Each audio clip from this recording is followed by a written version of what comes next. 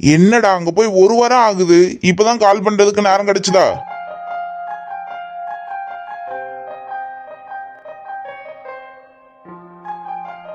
இல்லடா, எல்லாம் கொஞ்சம் புதுசா இருக்கு, அதான் செட் ஆக நேரம் எடுத்துருச்சு. அப்புறம் மச்சான், கொஞ்சம் போன புதுசுக்கு தான் மச்சான் அப்படி இருக்கும். வேற கொஞ்சம் பழகிட்டுனா எல்லாம் நார்மல் ஆகிடும். ஆ, அப்படிதான் நினைக்கிறேன். வேற பழகிதானே ஆகணும். அப்பா அம்மாக்கெல்லாம் கால் பண்ணி பேசுனியா விஜய்? ஆ, பேசினேன் மச்சான். என்கிட்ட வெளியே காமிக்கலனாலும் 2 பேரும் எவ்வளவு வருத்தப்படுறாங்கன்னு அவங்க பேசும்போதே தெரிஞ்சுது. ஆமா மச்சான், இது நாள் வரை இப்படி எல்லாம் இத்தனை நாளுக்கு பிரிஞ்சு இருந்தது இல்ல பாத்தியா? டே மச்சான், நீங்க இருந்து போனது எனக்கே ஒரு மாதிரி இருக்குடா. இங்க இருக்கவே போர் அடிக்குது. நானும் கூடவே வந்திருக்கலான் இருக்குடா. ஏண்டா, அதான் அவன் இருக்கான்ல. ம், இவனா 5 ரூபாய்க்கு பிரயோஜனம் இல்ல மச்சான் இவன்.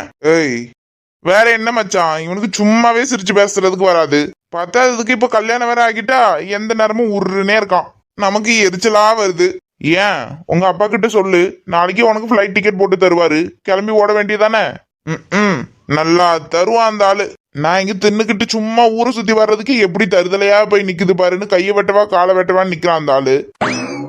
இதுல மட்டும் நான் எங்க அப்பா கிட்ட, அப்பா நான் ஃபாரின் போய் சுத்தி பார்த்துட்டு வரேன்னு சொன்னேன், அவ்வளவுதான். எனக்கு இப்படி ஒரு பிள்ளையே பிறக்கலன்னு ஆள் அடிச்சு அறவும் தெரியாம வீட்டுக்குள்ளே புதைச்சாலும் புதைச்சிரும். சரிங்கடா, நான் என் வேதனை சொன்னா உங்களுக்கு எல்லாம் சிரிப்பா இருக்குல்ல? ஏன்னா அதுக்கு அவரு சொல்றது மாதிரி ஒழுங்கா அந்த சூப்பர் மார்க்கெட்ல என்னதாவது வேலையை பார்த்துக்கிட்டு உட்கார வேண்டியதானே? சும்மா தானே உட்காந்துருக்க போற, அதுக்கு வலிக்குதா? தெரியல மச்சான், எனக்கு நம்ம வளர்ந்துட்டோங்கன்ற ஃபீலே வரமாட்டேங்குதுடா. சின்ன பிள்ளைல இருந்து இப்படியே பழகிட்டோமா, ஒன்னுத்துக்கும் ஆகாம கிடைக்கேன். அப்படியா? அப்ப வழங்காமையே தெரியுங்க. டேய் பாரு மச்சான், இவன நீ போனதுல இருந்து ரொம்ப பண்றான்டா அவன். இருடா, ஒரு நாள் உன் பொண்டாட்டிக்கிட்ட சொல்றேன். சொல்லு, எனக்கு என்ன பயமா? மச்சான் சொல்றா. இல்ல மச்சான், அப்பப்போ அப்பா கால் பண்ணலன்னு நினைக்காதீங்க. வீட்டு பக்கம் போயிட்டு வாங்கண்ணா. நான் வேற இங்க இருக்கேன். சும்மா இருந்து ஒரு 10 நிமிஷம் பேசிட்டு வந்தாலும் போயிட்டு வாங்கண்ணா. ஏண்டா, இதெல்லாம் நீ சொல்லணுமாடா? நாங்க தினம் போய்கிட்டு தான் இருக்கோம். இதோ இன்னைக்கு கூட நான் போயிட்டு தான் வந்தேன். அதெல்லாம் நாங்க பாத்துக்கிறோம் மச்சான். இதெல்லாம் நீ சொல்லிதான் செய்யணும்னு எங்களுக்கு இல்ல. நீ அங்க வருத்தப்படாம போன வேலையை பாருடா. சரி மச்சான். அப்புறம் என்னதுடா நாக்கு கடிச்சுக்கிட்டே என்ன? எச்சக்கு இருக்கு, கம்முனரு. அவன் என்னமோ சொல்றதுக்கு வரான். சொல்லு விஜய். அது அது ஒண்ணும் இல்ல மச்சான். என்ன ஒண்ணும் இல்லன்றதையாடா 1 மணி நேரம் இருக்கிற? சத்த நேரம் ஷட்டரை சாத்திக்கிட்டு இருக்கியா? ஒண்ணும் இல்ல மச்சான், போன அன்னைக்கு புகழுக்கு கால் பண்ணேன். நல்லதா எடுத்து பேசிட்டு இருந்தான். மறுநாள் கால் பண்ணும்போது பாதியிலேயே திடீர்னு கால் கட் ஆகிருச்சு. அதான் என்ன ப்ராப்ளம்னு தெரியல. அதுக்கப்புறம் கால் ட்ரை பண்ணாலும் சுவிட்ச் ஆஃப்னே வருது. உங்ககிட்ட ஏதாவது சொன்னானா உங்களுக்கு ஏதாவது தெரியுமான்னு கேக்குதான்.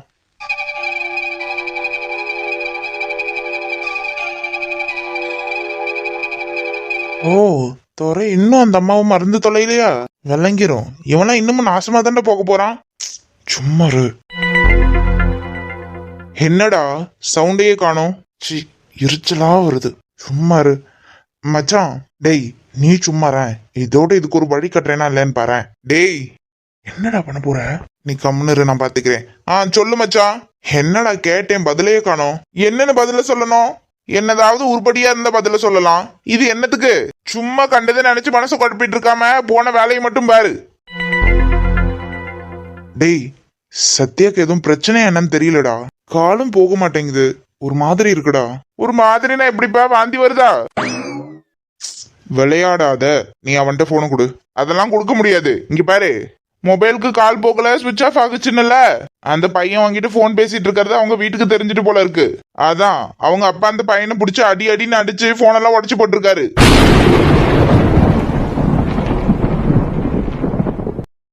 என்னது? அதோட நிக்கல, கதையை முழுசா கேளு. சத்யா, அதான் அந்த பொண்ணுக்கு அவங்க அப்பா மாப்பிள்ள பாத்துட்டாராம். இன்னமும் 2 மாசத்துல அந்த பிள்ளைக்கு கல்யாணமா. அதனால சும்மா இதெல்லாம் விசாரிக்கிறத நிறுத்திக்கிட்டு போன வேலையை மட்டும் பாரு.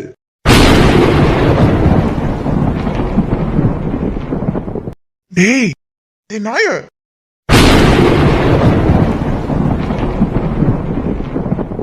கல்யாணமா? என்னடா சொல்றீங்க? சும்மா நாய, நீ மூடிட்டு சும்மாரு. ஆமாண்டா கல்யாணம் தான். நான் சொல்றேன், வாய் வச்சுட்டு கம்முனு. டேய் அன்னைக்கு அந்த பிள்ளை வீட்டுல போய் நிக்கும் போது அவங்க அப்பா என்ன சொன்னான்? சீக்கிரமே என் பிள்ளைக்கு நான் ஒரு நல்ல மாப்பிள்ளைய பார்த்து கல்யாணம் பண்ண போறேன்னு சொன்னார்ல.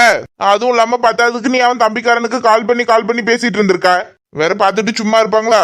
அதான் மாப்பிள்ளைய பார்த்து 2 மாசத்துல கல்யாணத்தை முடிக்க போறாங்க. நீ உன் ஜோலியை பார்த்துட்டாங்க கம்முன்னு இரு. யாரு கேட்டு அவளுக்கு கல்யாணம் பண்றதுக்கு முடிவு எடுத்தாருங்க? இங்க பாரு, நீ அங்க இருந்து என்ன கத்துனாலும் சரி, கல்யாணத்துக்கே ஏற்பாடு செஞ்சாச்சு. அந்த பிள்ளைக்கே கல்யாணம் ஆக போகுது. அந்த பிள்ளையும் ஒத்துக்கிட்டு தானே எல்லாமே நடக்குது. அதனால நீ போன வேலையை மட்டும் பாரு. வர வைடா. வரியா? டேய் டேய் போச்சு. டேய் குறுக்கு நாக்கிட்டியாடா? எதுக்குடா இப்ப என்ன அடிச்ச? ஏன் நீ பண்ண வேலைக்கு வேற தூக்கி வச்சு கொஞ்சணுமோ? கொஞ்சு நானா வேணான்னே. ஏன்டா இப்படி இருக்க நீ? அவன் ஏற்கனவே கிறுக்க மாதிரி சுத்திட்டு இருந்தான். ஏதோ எல்லாத்தையும் இங்க விட்டுட்டு குடும்பத்துக்காக இப்பதான் ஒருபடியா அங்க போயிருக்கான். திரும்பவும் அவன்கிட்ட இப்படி ஏடா கூடமா என்னமோ சொல்லி வச்சு இப்ப அவன் அங்க என்னன்னு இருந்து குதிச்சிட்டு இருப்பான் தெரியுமா? ஏன் நான் இல்லாதையா சொல்லிட்டேன். அந்த சத்யாக்கு தம்பி 2 நாளுக்கு முன்னாடி தானே சொன்னான், நான் அவங்க கிட்ட பேசுறது தெரிஞ்சு வீட்டுல போனை வாங்கி உடச்சு போட்டுட்டாங்க, எங்க அக்காவுக்கு மாப்பிள்ள பாத்துட்டு இருக்காங்கன்னு. உண்மையதானே சொன்னேன், பொய்யா சொன்னேன்? வாயில நல்லா வருது, துப்பிட்டு பேசுறா. நான் கொண்டுற உன்னைய. எதுக்குடா அப்படி செய்யற? இப்ப அவன் அங்க கிறுக்கு வந்த மாதிரி இங்க வாரேன்னு குதிச்சிட்டு இருப்பான். எனக்கும் தெரியும் தான் அந்த பிள்ளைக்கு கல்யாணம் ஏற்பாடு பண்ண போறாங்கன்னு. நான் அதை பத்தி அவங்க கிட்ட எதுவும் மூச்சு விட்டேனா? கம்முன்னு இருந்திருக்க வேண்டியதானடா. டேய் நான் வேணா இங்க வாரேன்னு குதிப்பான்னு தான் நினைச்சேன். சரி என்னமோ போனது போயிட்டு அந்த பிள்ளைய பத்தி நினைச்சிட்டு இருக்கமா, அவன் வேலையை பாப்பான்னு நினைச்சேன். அவன் இப்படி ஒரு கிறுக்கனா இருப்பான்னு நான் என்னடா நினைச்சேன்? பண்றது அவ்வளவும் பண்ணிட்டு நான் என்ன நினைச்சேன்னா, ஐயோ இப்ப என்னெல்லாம் நடக்க போகுதோ. போனை வேற எடுக்க மாட்டேங்கிறான், திரும்ப கால் பண்ணா. டேய் பயந்து சாக்காத. அப்படியெல்லாம் ஒன்னும் பிளைட் புடிச்சு வந்து இங்க நிக்க மாட்டான். ஆமா இவருதான் பார்த்தாரு. ஆமாண்டா என்னமோ துடிச்சுக்கிட்டு வர. சரி இப்ப சொல்லாம இருந்து இன்னமும் 5 வருஷத்துக்கு பிறகு அவன் வந்து நிப்பான். அப்ப அந்த பிள்ளைக்கு இப்பயே கல்யாணம் ஏற்பாடு பண்றாங்க, இன்னும் 5 வருஷத்துக்கு பிறகு அது குடும்பம் கூட்டின்னு எங்கேயோ ஒரு பக்கத்துல சந்தோஷமா இருக்கும். இவன் நினைச்சு பாத்தியா நீ?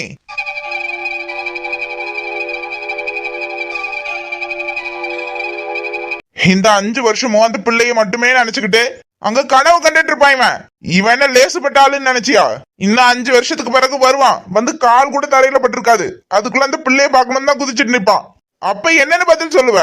இல்ல அந்த பிள்ளைக்கு 5 வருஷத்துக்கு முன்னமே கல்யாணம் ஆகிருச்சு, நாங்களாம் தான் நீ சும்மா வருத்தப்படக்கூடாதுன்னு உன்கிட்ட போய் சொல்லிட்டு இருந்தோன்னு சொல்லுவியா?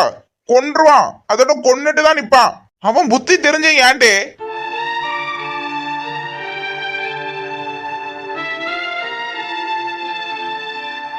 டேக் இருக்கானா அதுக்கு சொல்லல, இப்ப சொல்லிருக்கே. இப்ப மட்டும் அவன் வராமையா நிப்பான், அங்க கடந்து குதிச்சுக்கிட்டு தானே இருப்பான். அங்க போன தடமே தெரியாம இங்க வந்தானா வீட்டுல உள்ளவங்களை பத்தி யோசிச்சு பாத்தியா? அதெல்லாம் யோசிச்சுதான் அவன்கிட்ட சொல்லியிருக்கேன். அவன் ஒண்ணும் வந்துட மாட்டான், அப்படி அங்க யாரும் அவனை இங்க வரவும் விட்டுற மாட்டாங்க. அதுவும் இல்லாம இந்த பிள்ளைக்காக அவன் கடையா கிடக்கணும். சரி இப்பெல்லாம் அந்த பிள்ளைய நினைச்சாலே எனக்கு எரிச்சலா வருது. எங்கேயும் கல்யாணம் பண்ணுதோ என்ன பண்ணுதோ பண்ணிட்டு போய் தொலைட்டோம். இவனாவது நிம்மதியா இருப்பாளே நீ? இப்படி ஒரு பிள்ளைலாம் இவனுக்கு தேவையே கிடையாது. இவன் 3 போதும், இவனுக்கா பொண்ணு கிடைக்காது. இன்னும் அங்க கடந்து செத்துக்கிட்டு இருக்கான், எரிச்சலா வருது. டேக் இருக்க எனக்கு புரியுதுடா, ஆனா சத்தியம் சின்ன பொண்ணு தானே. எது வாயை கலராத, சும்மா போயிரு. அது எங்கேயும் போய் தலையிட்டோம். அங்க கிடக்குற 5 வருஷத்துல என்னமோ ஒரு 2 வருஷத்துக்கு அந்த பிள்ளைய பத்தி நினைச்சிட்டு இருப்பான் அதிகபட்சம்.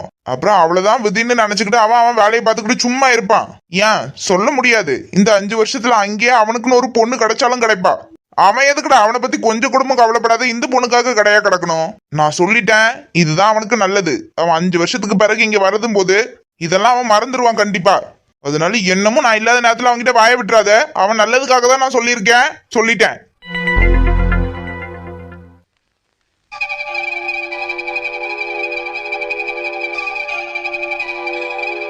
விஜய் அங்கிள் நான் என்ன விஜய், சஞ்சய் கிட்ட உடனடியா இந்தியா போகணும்னு சொன்னியா? பத்தாவதுக்கு அங்க உங்க வீட்டுல உங்க அம்மாக்கு கால் பண்ணி சொல்லியிருக்க போல. ஆமா நான் உடனடியா இந்தியா போகணும் அங்கிள்.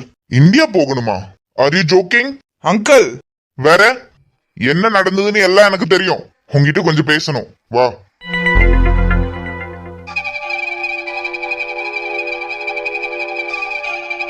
அங்கிள் நான் சொல்ல வர்றது உங்களுக்கு. Shut up. Just listen to me first. நீ இப்ப என்ன முடிவு எடுக்கிறன்னு உனக்கு தெரியுமா? தெரியும் அங்கிள். தயவு செய்து உங்க யாரையும் மதிக்காம இந்த முடிவு எடுக்கிறேன்னு மட்டும் நினைக்காதீங்க. நான் இப்ப இந்தியா போயே ஆகணும் அங்கிள். ஓகே, காரணம்? அங்கிள் இந்தியா போகணும்னு இவ்வளவு பிடிவாதமா இருக்கல்ல, அதுக்கு காரணம் நான் சொல்லவா? ஒரு பொண்ணுக்காக தானே? ஓகே, நீ போறதுக்கு நான் பெர்மிஷன் தரேன். உங்க அப்பா கிட்ட கூட நான் பேசுறேன். அங்கிள் ஜஸ்ட் எனக்கு 1 வீக் தான் டைம் கேட்கிறேன், நான் போயிட்டு வந்துடுறேன். ஓகே, நான் டைம் தரேன், நீ தாராளமா போயிட்டு வரலாம். அதுக்கு முன்னாடி உங்ககிட்ட சில கொஸ்டின்ஸ் எல்லாம் கேட்கணும். எத்தனை வருஷமா அந்த பொண்ணை லவ் பண்ற? ஐ மீன் அந்த பொண்ணுக்கு தெரிஞ்சு அந்த பொண்ணு நீ எத்தனை வருஷமா லவ் பண்றீங்க? ஸ்கூல் டைம்ல இருந்தே பிடிக்கும். நான் கேட்டது 3 இயர்ஸா. உங்க அப்பாவும் நானும் எவ்வளவு க்ளோஸ்ன்னு தெரியுமா உனக்கு? ஒரு சின்ன விஷயத்தை எனக்கு தெரியாம மறைக்க மாட்டான். நீங்க வர்றதுக்கு முன்னாடி அந்த பொண்ணை போய் பார்த்துட்டு தானே வந்திருக்க. அந்த பொண்ணுக்கு உன் மேல விருப்பம் இல்ல தானே? அங்கிள், அவளுக்கு என் மேல விருப்பம் இல்லாம இல்ல, அவளுக்கு ஒரு சில விஷயம் புரியல. அது புரிய வைக்கிறதுக்கு தான் நான் ட்ரை பண்றேன். அதுக்குள்ள அவ வீட்டுல அவளுக்கு கல்யாணம் ஏற்பாடு பண்ணிட்டு இருக்காங்க. அந்த பொண்ணுக்கு விருப்பம் இல்லாமையே நடக்கும்னு நீ நினைக்கிற?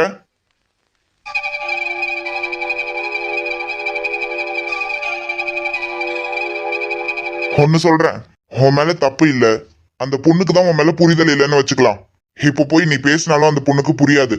மத்தபடி என்னெல்லாம் நடக்கும்னு நான் சொல்றேன். இவ்வளவு நாள் இந்தியால இருந்துமே அந்த பொண்ணுக்கு உன்னால உன் மேல தப்பு இல்லைன்னு புரிய வைக்க முடியல. இப்ப நீ அங்க போனாலும் அதே சிச்சுவேஷன் தான் தொடரும். ஒன்னும் மாற போறது கிடையாது. என்ன தெரியுமா மாறும்? அந்த பொண்ணுக்கு வேற ஒருத்தரோட கல்யாணம் ஆக போறத தடுத்து நிறுத்துறதுக்கு ட்ரை பண்ணுவ. அதையும் தாண்டி அந்த பொண்ணுக்கு கல்யாணம் ஆகிருச்சுன்னா நீ என்ன பண்ணுவ? திரும்ப இங்க வந்து சேர்வியா?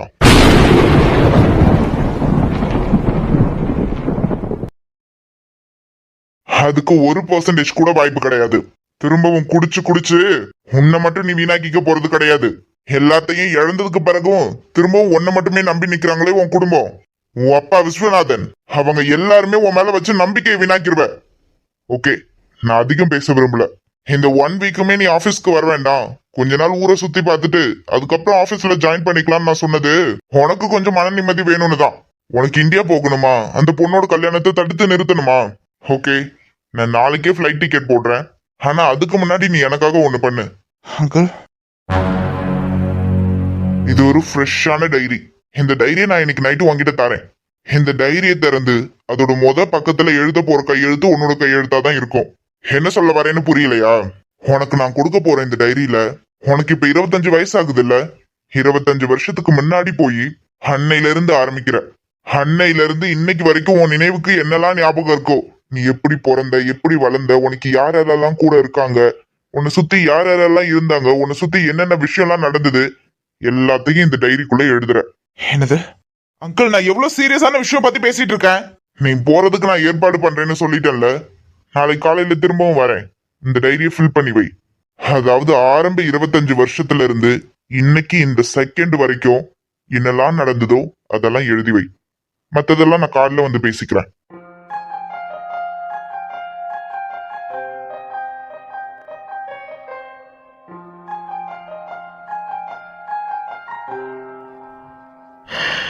Good morning. நான் சொன்னது மாதிரியே டைரி எழுதி முடிச்சிட்டேன்னு நினைக்கிறேன்.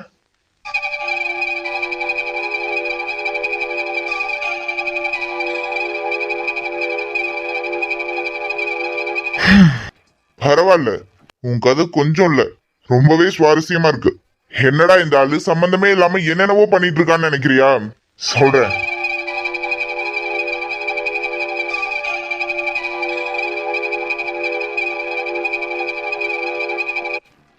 இது என்னன்னு தெரியுதா?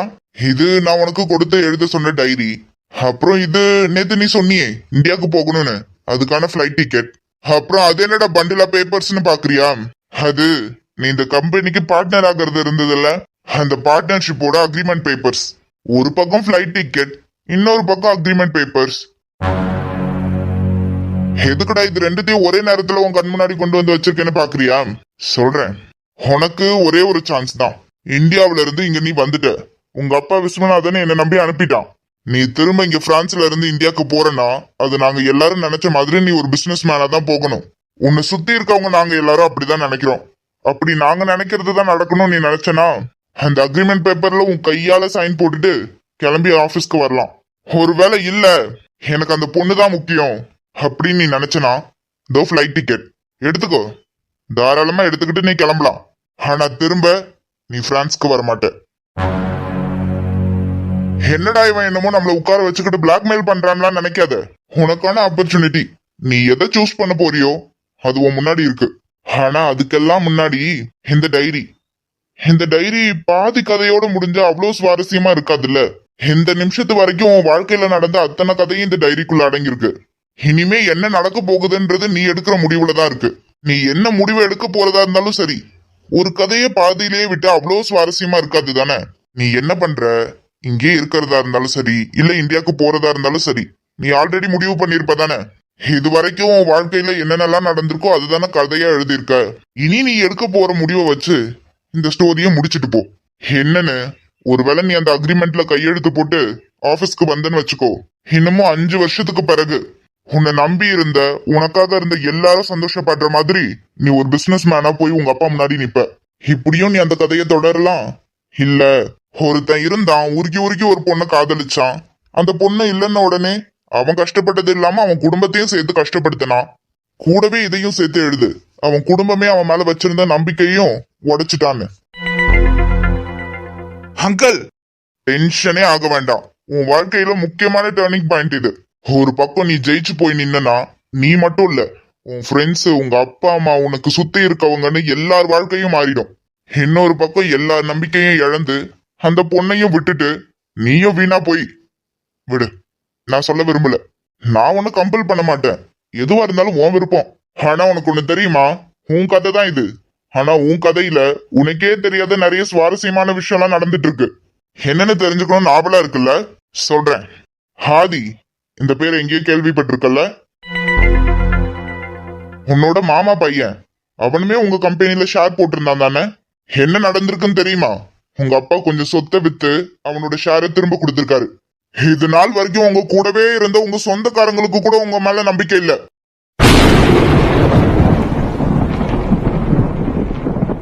ஆனா இத பத்தி உங்க அப்பா உங்ககிட்ட வாய் திறந்திருக்க மாட்டானே. அதான் உங்க அப்பா உன் மேல வச்சிருக்க பாசம். எங்க இத சொன்னா என் பிள்ளை எங்கேயாவது வருத்தப்பட்டுருவானு நினைச்சு இத கூட உங்ககிட்ட இருந்த அந்த ராஸ்கல் மறைச்சிட்டான். ஆனா நீ எப்படி, அவன் உன் மேல வச்சிருந்த மொத்த நம்பிக்கையும் ஒரு தடவை சதைச்ச. அதுக்கு மேற்பட்டு சொந்த பிள்ளையாவே இருந்தாலும் யாராவது நம்புவாங்களா? உங்க அப்பா நம்புனா, மொத்த குடும்பமே உன்னை நம்பி இருக்கு. இருந்த சொத்து பத்தெல்லாம் வித்து உனக்கு இங்க ஷேர் கொடுத்து பிசினஸ் பார்ட்னரா சேர்க்கறதுக்கு அவ்வளவு கஷ்டப்பட்டான். ஆனா நீ என்னடானா,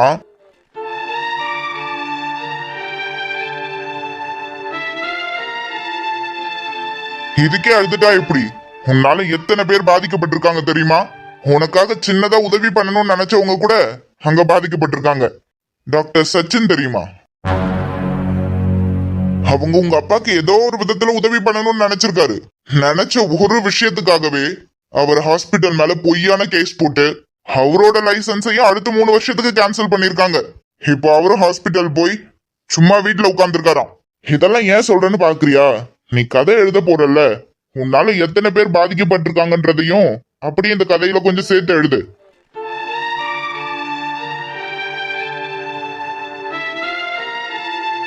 அங்கிள், வாழ்க்கையில யாருக்குமே அவங்க கதையை அவங்களா எழுதுறதுக்கான வாய்ப்பு கிடைக்குமான்னு எனக்கு தெரியல.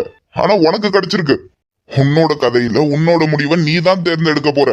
ஒரு பக்கம் நீ மட்டும் இல்ல, உன் குடும்பம், உன்னை சுத்தி இருக்கவங்க எல்லாரோட வாழ்க்கையும் மாறும் நீ அந்த அக்ரிமெண்ட் பேப்பர்ல கையெழுத்து போட்டு திரும்ப ஆபீஸ்க்கு வந்தனா. இன்னொரு பக்கம் என்ன விருப்பமோ அதை இந்த டைரியில எழுதி முடிச்சுட்டு இந்த கதைய பக்கத்துல இருந்து நீ உட்கார்ந்து படிக்கிற. படிச்சு முடிக்கும் போது உன் மனசே சொல்லும் நீ எழுதியிருக்கிறது தப்பா சரியா இல்லையான்னு. இதுக்கு மேற்பட்டு எல்லாம் உன் விருப்பம். உங்க அப்பா உன்னால அங்க ஒவ்வொருத்தர்கிட்டயும் அவமானப்பட்டு கஷ்டப்பட்டு என் பிள்ளை எப்படியாவது ஜெயிச்சு வந்துருவான்ற நம்பிக்கையில இருக்காரு. ஒன்னே ஒண்ணு மட்டும் சொல்றேன், நீ எந்த முடிவு எடுக்க போறதுனாலும் சரி, உனக்கு ஞாபகம் வர்றது உங்க அப்பாவோட முகமா தான் இருக்கணும். உனக்கு 24 மணி நேரம் டைம் தரேன். இந்த கதையை எழுதி முடிச்சுட்டு உன்னை முடிவோட என்னை வந்து பாரு. நான் வெயிட் பண்றேன். வரேன்.